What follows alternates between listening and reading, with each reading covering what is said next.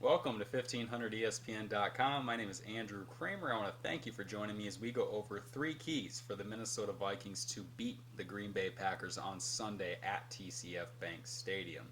Now, who would have thought halfway through the 2015 season the Vikings would be on top of the NFC North 7-2 against Green Bay Packers 6-3. This is the first time that the Vikings are in control of the division more than halfway through a season since 2009. Now, I don't know if anybody's ready to talk NFC title game quite yet with this team, but a five-game winning streak, one of the best defenses in the NFL, and Adrian Peterson running like the Adrian Peterson of old has a lot of people thinking this Vikings team should be able to take control of the NFC North against a struggling Green Bay Packers offense.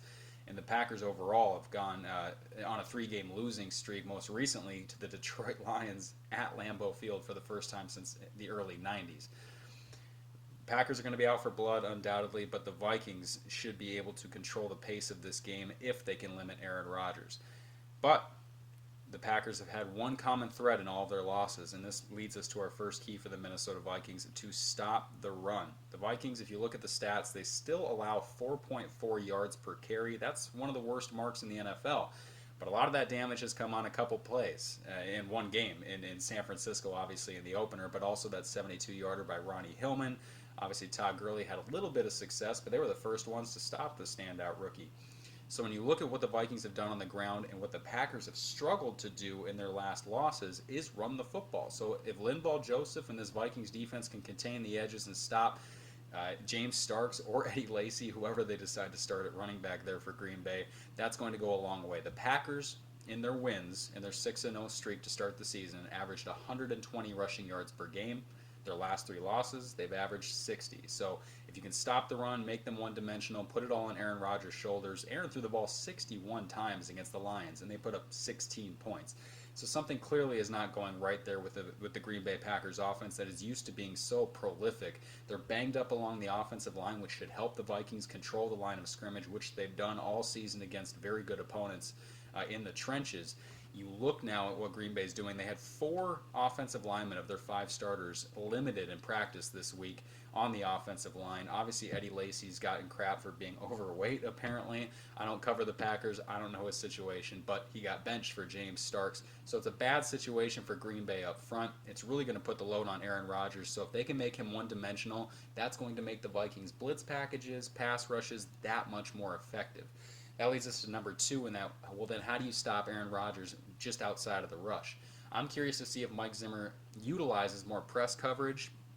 Obviously, the Vikings are a very, very, very intense press man team. That they're aggressive. That's what Mike Zimmer likes to do. But offenses, I saw in Oakland last week where they, especially against Xavier Rhodes, they try to align people off the line of scrimmage. They do different motion things to try and get away from that press coverage to free their receivers. And that puts the Vikings at times in more of off coverage situations where Xavier's not as comfortable. I'd be curious to see what they do against these receivers in Green Bay. This core is without Jordy Nelson, has been so the entire year, and the talk is that they're pretty mediocre. They're unable to create separation. Now, they've gone through a switch in Green Bay too, where Mike McCarthy's not calling the plays anymore. You wonder how much that has to do with the struggles they've had. But they did start 6-0 with the same play caller, Tom Clements. So right now with the Green Bay Packers, they've struggled apparently against a lot of press single high coverages. Aaron Rodgers, after the Detroit game, told Green Bay media that, look, if we are going to keep seeing these single high looks, we have to beat the single coverages. The Vikings, though, last year, what they did to take away Aaron Rodgers and Jordy Nelson in the passing game was a lot of too high. They backed off. They did what they did in Oakland. How the Vikings won 30-14 in Oakland was backing off and playing more 7 in coverage and not rushing as much and trying to rely on the four-man front to get to the quarterback. I'm curious to see what they do.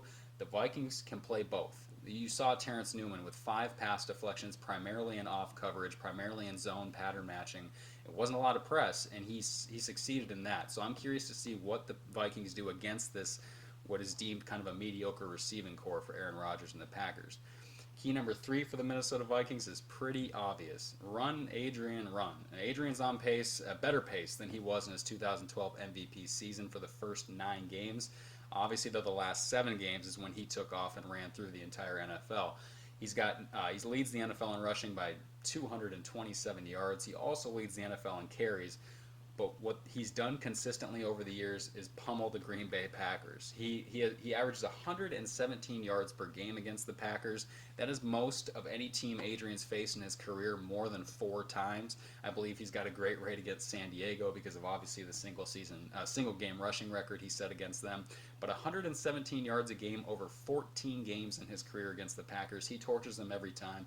He's got 11 rushing touchdowns in that stretch as well. If they can lean on Adrian Peterson, make things easy on Teddy Bridgewater, which they've done in this 5-game winning streak, save for the game against Detroit, obviously, when Teddy topped 300 yards, they will be able to control the pace of this game, keep the ball out of Aaron Rodgers' hands, and that will go a long way toward grinding out another win against the Green Bay Packers, which would be their 6th straight victory. This is one of the games that you look at and you go, if you're a Vikings fan, when's the letdown going to happen? You saw something similar in San Francisco in the season opener. This team has not looked at all like that dumpster fire at the beginning of the year. They've been on fire on defense. Linval Joseph rushing the quarterback, the secondary them playing great on the back end, Chad Greenway stepping up for an injured Eric Kendricks. They've gotten plays from all of their individual pieces right now, and they're playing great team defense. They're tackling soundly, they're stopping screens. So right now, I expect this to be another tough game for Aaron Rodgers. And like I said, who would have thought at this point of the season that it would be the Vikings on top? We'll see if they can do it. We'll see if they can handle and take out Aaron Rodgers and the Green Bay Packers on Sunday. I want to thank you for joining me here at 1500ESPN.com. Again, my name is Andrew Krammer. Please check back to the website for more.